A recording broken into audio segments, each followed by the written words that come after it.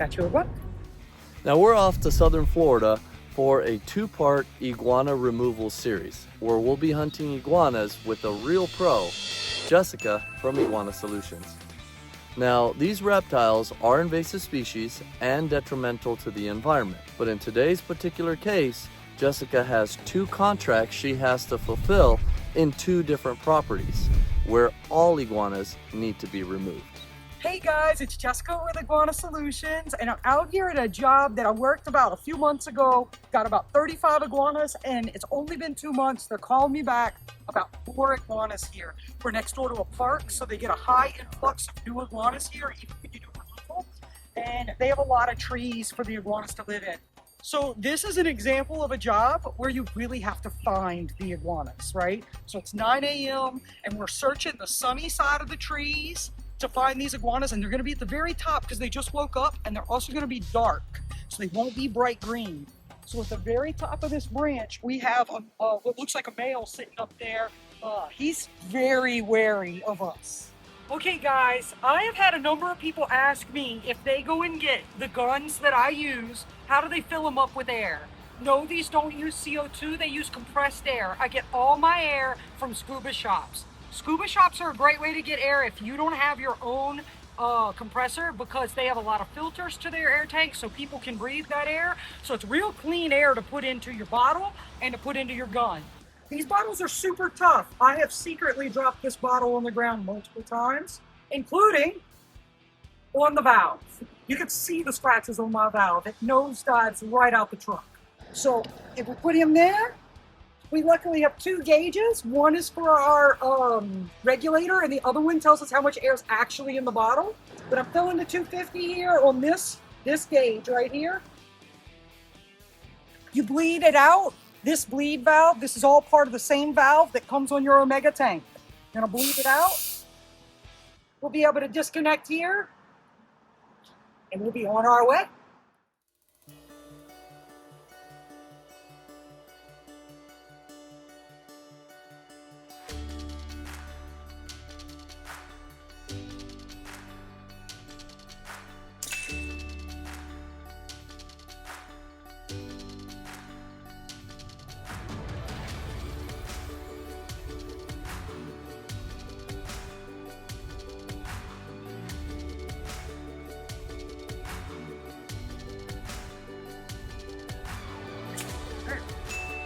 You got it.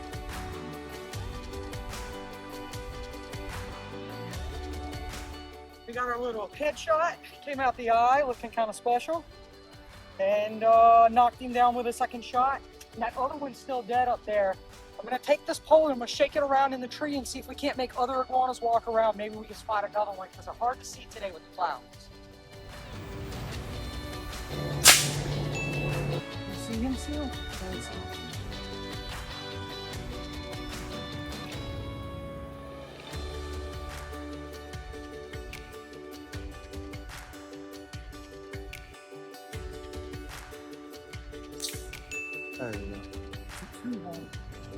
So we just noticed, even though this is grass, there's iguana poop all in the grass here. I mean, to where you don't even want to walk in this area. Poop, poop, poop, poop everywhere. So they spray it off the sidewalks, but you don't notice it as much in the grass. But that tells me that an iguana sits right here every single day, maybe even more than one. So the sun does come up on the this side of the tree, so they probably sit here in the mornings and all morning poops.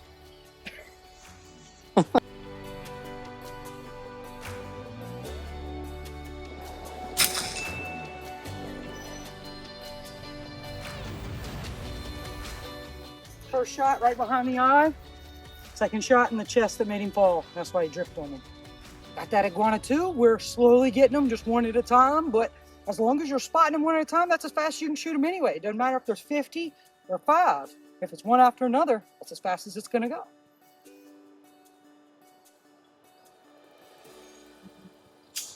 I shot him in the toes!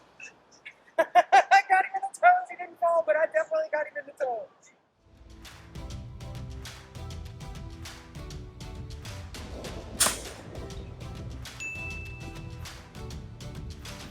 Got you a buck.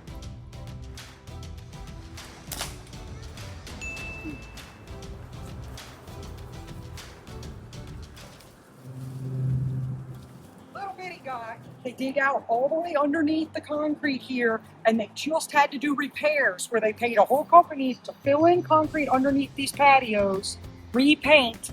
I'm sure it was at least a couple $1,000. Okay, so we just got this guy on low power sitting on top of these bushes because they're coming out from under there. And if you look, the maintenance guys have shoved rocks and stuff all under here, but it does nothing, right? See the hole? And that's how it was behind you too, but they fixed it. But they haven't fixed this one or the other 6 patios that iguanas are doing this. Now, do I think iguanas did this on their own? No. I think erosion contributes. But whether erosion makes a hole and iguanas go in, or iguanas make a hole and erosion exacerbates it, either way, iguanas contribute to this and make huge issues with all this dirt coming out. They have to backfill and then fill in with concrete, and contractors make tons of money on it. I put it on low so the holds change when you change the power. So this was only a 1 hold at that distance whenever it was on low. In these oak trees, I've gotten iguanas in the palm trees up here, and then bougainvillea all in the front, and that's what they like to eat. So they come there for the salad bowl. So these are begonias. They only tried to put a few flowers in here. But you can see as we get closer to where the habitat is, they have no leaves and no flowers. Also, you can notice that the bottoms are eaten. So they're eating what they can reach. And then it has a few flowers on top, like this. Flowers on top, but they ate everything below. They ate everything below. So that's what's happening to these bushes right here, and it's similar on the other side right here. So the iguanas get even worse as they move down because they have bougainvillea. It's one of their top favorites. Iguanas did this. So this bush should look like that pretty fluffy red and green bush over there. But iguanas, each time it sends out a new leaf, they bite it. So every time this thing tries to grow back, they bite that one leaf and then they move on, and this never gets to grow. They might as well rip it out the ground. No, there's more croutons over here. We can't plant anything new until we get them out of here. At least a significant number of them out. So we're here at a bougainvillea plant, which is out front. Normally it should be covered in beautiful pink flowers. You can only see a couple.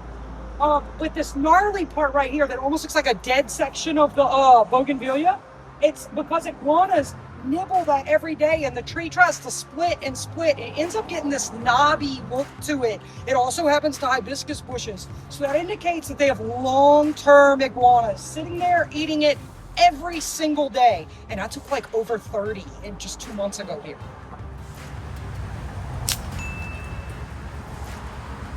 Hi. Oh, I'm gonna get stabbed by these thorns. I think we got blood here too. We just got it everywhere.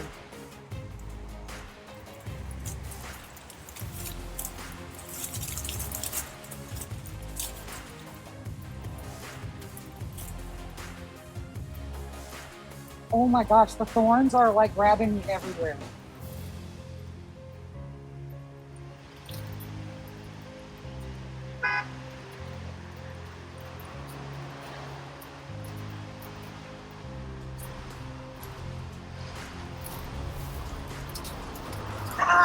It's stuck to my back. There. Got you, iguana. Guys, invasive species come in all types here. We have a lop-eared bunny, like literally an Easter bunny, just hanging out. Probably digs a big old hole underneath the building and lives here. I knew they had them in Wilton Manors, but I didn't know they had them here in Hollywood.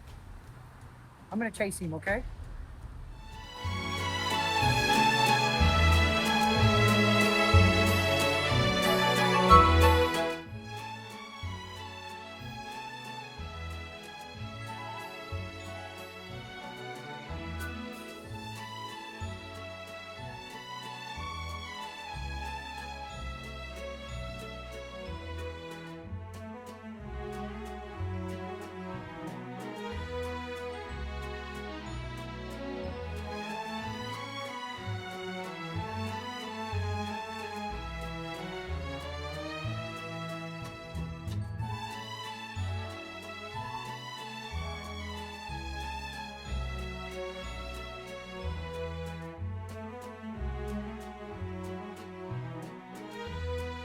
invasive species Easter bunny, guys. By the way, today is the day after Easter, so he must be lazy after doing all his Easter bunny work. You're gonna come here? Probably have to hold this here. I'm really hoping to scare him through that, right there. I'm hoping he doesn't come through that. Something like that.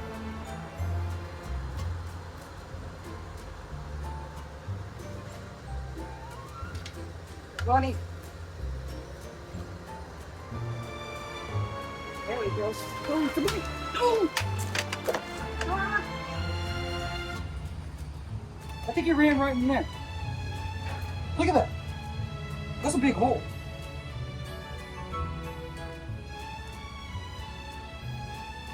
Don't you think? Yeah, that's probably where he went. Because he was sitting right there.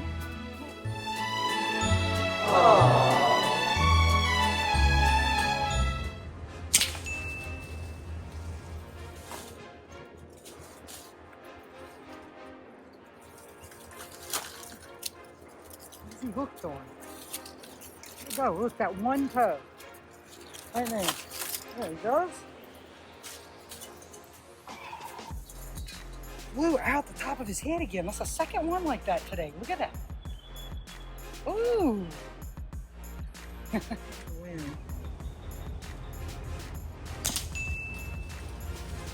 got him. That looks like a death wiggle to me. Andy threw a rock and knocked him out the tree for us. Our shot was in the eye right here. And then I took a couple body shots trying to knock it down. But the first shot was in the eye. He's got some funky infection going on in his tail. Look at that. Yeah, it's kind of gross. But we got this iguana, y'all. We've gotten like 10, 11 iguanas here. But we're gonna try to go check out a new spot, so stick with us. Okay, guys, we're wrapping up at this spot. I'm super happy with the 2, 4, 6, 8, 10 and 2 babies that we got here. If we come in the afternoon, we get a whole different set of iguanas that hang out in the bushes behind us. Because these buildings cast such big shadows, the iguanas are either morning iguanas or afternoon iguanas. So we just snagged all the morning iguanas. We're gonna come back in a couple days and get the afternoon iguanas. We're using the Pathfinder today in a 22 cal, and I was shooting 18 grain Rangemaster pellets. And we're gonna head out to another spot because it is only like 11 a.m. There are lots of iguanas still out today.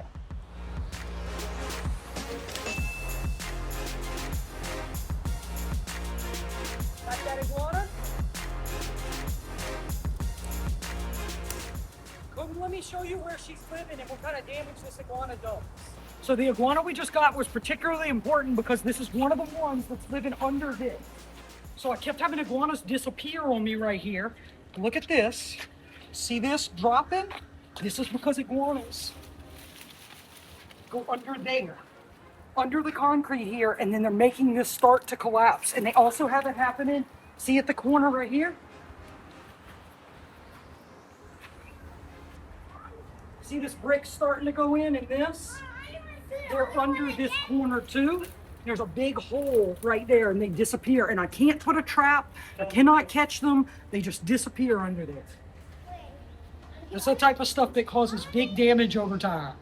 So this bush is a hibiscus bush. If you have hibiscus where you live, you would notice that this looks like the crappiest hibiscus you've ever seen. That's because every time it grows a leaf, iguanas come and bite it. You can come see the bitten leaves on all of this. And then the ends of the branches die because there's no leaves on them. So then it puts out leaves off of the main branch and it gets this gnarly, crappy, crummy look. And so, you know, even if they get all the iguanas out of here, these plants are damaged, long-term damaged from iguanas. This is cycad fern. It turns into a giant fern. It's a prehistoric plant. And they turn into these giant ferns, which you can kind of see starting right here. And iguanas live in the roots of it. So I'll go places that have 3 or 4 cycads and they have 20 iguanas living in the cycads. They come out and feast on all this and then they go back and hide in the cycads at night. So this is a perfect habitat for young, small iguanas, like the one we just shot out of here.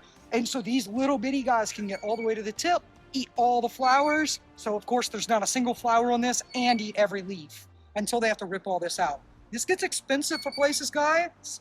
And it's a lot of work. It's a lot of work to keep up with these plants. They pay landscapers, all of it. It's a lot and they don't want to deal with it, so they get rid of the iguanas. Now, if you didn't catch it, Jessica's using a custom BRK Pathfinder in caliber 22, and she paired that with an MTC Optics Copperhead scope. In the front, she has a BRK short moderator, and well, you guys were able to witness just how effective that combination really was. In part 2 of the series, she'll dive in specifically as to why she likes that combination, and we'll get to see more iguanas drop. So stay tuned for part 2, and I'll see you then.